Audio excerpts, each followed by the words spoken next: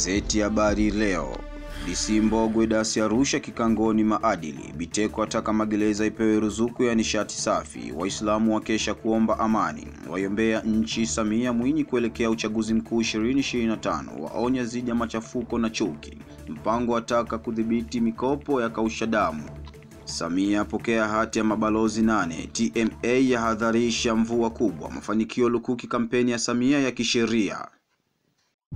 Gazeti la Uzalendo Kwanza Taifa Tanzania. TPA yazidi kufanya vizuri katika ripoti ya CAG. CAG Kichele aimwagia sifa mbele ya Rais Dr. Samia. Rais Samia mgeni rasmi baraza la Idi.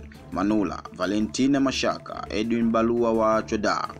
UWT yashangazwa BAWACHA kukaa kimya shambulio la muinizi wao. Dr. Mpango azindua matawi mawili, NMB Chanika na Kinyerezi.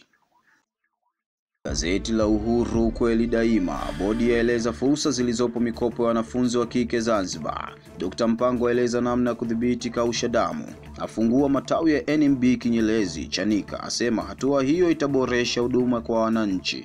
Aeleza jinsi sekta ya benki na fedha zinavyoendelea kuonesha mafanikio makubwa nchini. Dr. Biteko haimiza matumizi ya nishati safi magereza. Neema ya washukia wahadhiri wanaofundisha masomo ya sayansi. Ofisa feki wa TAKUKURU watupa jela miaka 2. Kuelekea uchaguzi mkuu 2025. Wasira, mabadiliko ya sheria yamefanyika.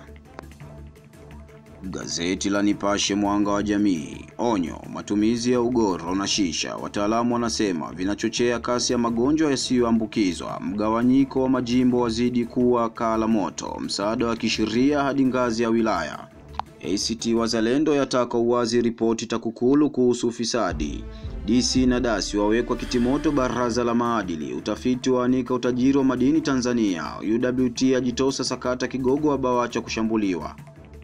Gazeti la Michezo Taifa Tanzania. Manula, Valentina Mashaka, Edwin Balua waachwa da. Ni baada ya Simba Sports Club kuwafuata Al Masry nchini Misri. Kwa Mkapa ruksa mechi za kimataifa. Yanga kutangaza vivutio vya utalii Zanzibar. Rekodi ya M14 kwa maplo bado haijavunjwa. Na ugaibuni, Samuel Eto'o ashinda kesi yake dhidi ya Kafu. Kitaifa, Young Africans wako sahihi kumbania Clement Mzize kwa sasa.